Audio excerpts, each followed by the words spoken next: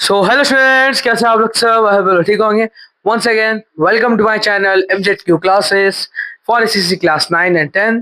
Now we're gonna start the last minute series part 5. In this video we are going to learn and revise the chapter. The name is General Administration, Legal and Compliances and Management Information System. Okay, it's been a very interesting and the easiest chapter. Okay, because in this chapter you have to only learn the definitions and objective and functions. That's all you have to learn for each of the three departments. Okay, so first of all we will go through the general administration. So what is mean by general administration? So see, in this definition it's written that general administration is concerned with the collection, processing, storage and disseminations of information for the purpose of planning, coordination and control of an organization operation. Okay, in simple words it means that it means that कि काम होता है, general administration का काम होता है कि organisation का जो इंफॉर्मेशन को मैनेज करना ताकि काम जो स्मूथली हो, उस काम को मैनेज करना उसको मैं बोलते जनरल एडमिनिस्ट्रेशन. ओके, अब देखो यहाँ जैसे वर्ड लिखा है कलेक्शन, प्रोसेसिंग, स्टोरेज. अब देखो कलेक्शन इसलिए लिखा हुआ है क्योंकि जरूरी इंफॉर्मेशन को कलेक्ट करना होगा. प्रोसेसिंग, ठीक है. अब वो प्रोसेसिंग इंफॉर्मेशन को समझना, ठीक है, समझना और ऑर्गेनाइजेशन में करना, समझ के करना इंफॉर्मेशन को. स्टोरेज, उसको स्टोर करके रखना वो, ठीक है. एंड डिसेमिनेशन का मतलब होता है कि इंफॉर्मेशन को सही लोगों तक पहुंचाना, ठीक है, वो मतलब है. तो ये मतलब होता है कि जनरल एडमिनिस्ट्रेशन का कि इंफॉर्मेशन को स्टोर करना, ठीक है. इंफॉर्मेशन का जनरल एडमिनिस्ट्रेशन का काम होता है ऑर्गेनाइजेशन का इंफॉर्मेशन को मैनेज करना. ये मतलब मान के चलो, मतलब कि जनरल एडमिनिस्ट्रेशन क्या है कि HR है, मान के चलो मैनेज करने वाला इंफॉर्मेशन का. Okay, then we came to functions and objective. Receiving information. So what is meant by receiving information? Mean that information को लेना, इंफॉर्मेशन रिसीव करना. देखो सिंपली यहाँ लिखा हुआ रिसीव करना, ठीक है. तो वो मतलब इंफॉर्मेशन वो लोग रिसीव करता है, ठीक है. और रिसीव करने के बाद दे रिकॉर्ड, ताकि उसको जो है फ्यूचर में बाकी जब देखना हो तो वो देख सके वो लोग. अरेंजिंग एंड एनालाइजिंग इंफॉर्मेशन, फिर उन लोग को अरेंज करना, सही से अरेंज करना और इंफॉर्मेशन को एनालाइज करना कि कुछ गलत इंफॉर्मेशन तो नहीं दिया हुआ ऑर्गेनाइजेशन के बारे में. Okay. Efficient office operation. Efficient office operation का मतलब ये है कि ऑफिस का काम स्मूथली, जल्दी और बिना वेस्ट के सही तरीके से चलना, ठीक है. उसको बोलते हैं हम लोग इफिशिएंट ऑफिस ऑपरेशन. मतलब कि स्मूथ, इफिशिएंट, ठीक है, ऑफिस का काम स्मूथली, जल्दी और बिना वेस्ट का सही तरीका से होना, ठीक है, वो मतलब हुआ. Then we have staff support and assistant. तुम स्टाफ सपोर्ट, तुम समझिए कि स्टाफ को सपोर्ट करना, वो लोग का डेवलपमेंट में हेल्प करना, ठीक है, वो मतलब हुआ. हाँ, एम्प्लॉयज का उनका काम अच्छा से कराना, ठीक है. अगर उनको कुछ काम करने में प्रॉब्लम आ तो उनको हेल्प करना उसमें. ओके, वो मतलब हुआ. Preparing plans and policies. Plans and policy banana future के लिए कि फ्यूचर में हम लोग क्या क्या करेंगे, ठीक है, कौन कौन सा पॉलिसी हम लोग फॉलो करेंगे, वो सब प्रिपेयर करना, ठीक है, वो मतलब. सो ये था जनरल एडमिनिस्ट्रेशन का मतलब और functions and objective. Then we came to LD, मतलब legal department, legal compliance department. So first of all we read the definition, then I will understand you in simple language.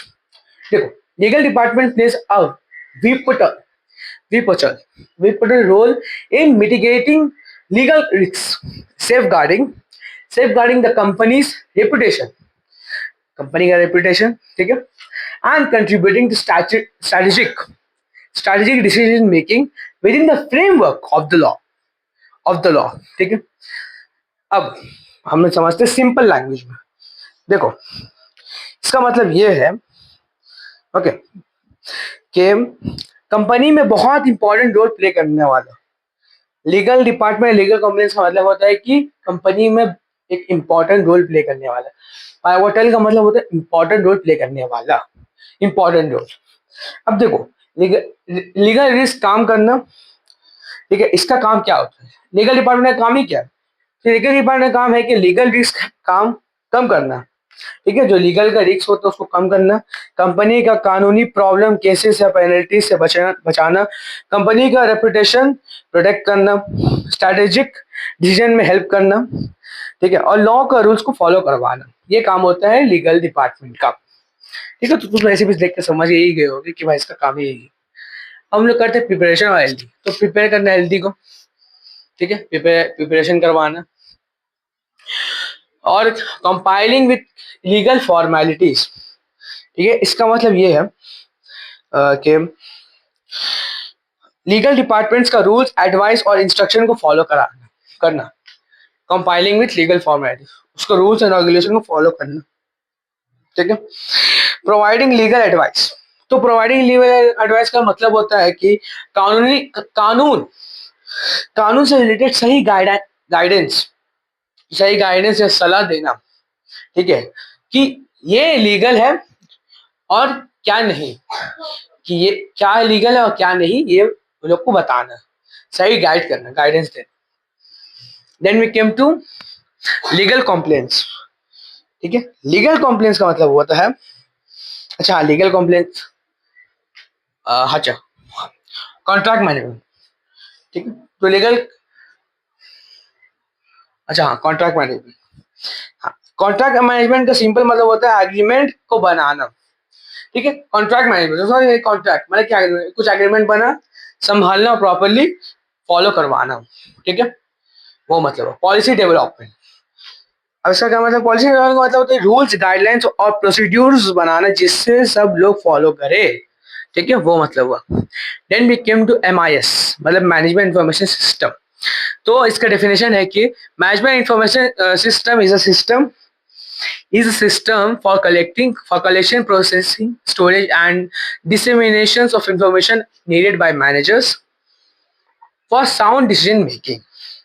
ठीक है, simple word में बताए तो MIS एक system होता है जो इंफॉर्मेशन को कलेक्ट, प्रोसेस, स्टोर और शेयर करता है ताकि मैनेजर सही डिसीजन ले सके, ठीक है, वो मतलब हुआ। अब फंक्शंस और ऑब्जेक्टिव क्या, डेट कलेक्शन एंड प्रोसेसिंग, इसका मतलब है कि इंफॉर्मेशन को इकट्ठा करना और उसको समझ समझ कर यूजफुल बनाना, ठीक है, वो मतलब हुआ। अब दूसरा है कि इंफॉर्मेशन एक्सेसिबिलिटी, इसका मतलब होता है कि इंफॉर्मेशन को इजीली अवेलेबल और इजीली यूज करना, करने लायक उसको छोड़ना, लायक करना, ठीक, इजीली ही कर देना, लायक होना कि भाई इसको यूज आप कर सकते हैं। फिर डेटा एनालिसिस एंड रिपोर्टिंग, इसका मतलब यह है कि डेटा को समझना और उसका रिजल्ट रिपोर्ट इंफॉर्मेशन फॉर्म में बताना, ठीक है। अब फोर्थ है कि डिसीजन सपोर्ट, तो डिसीजन सपोर्ट मतलब कि सही डिसीजन लेना में मदद करना, ठीक। तो देखो डिसीजन सपोर्ट तुम ऐसे देख के समझ गए कि भाई डिसीजन सपोर्ट में कि कोई डिसीजन लेगा तो उसमें सपोर्ट करने की, हाँ भाई ये सही है और ये गलत है, ठीक, तुम समझ गए। अब देखो यहाँ पर तो डायग्राम है, एक डायग्राम बनाया है, MIS as an input output system. Exams में पूछ लेगा कि ड्रॉ और राइट या give MIS as an input and output system, so you have to write this one.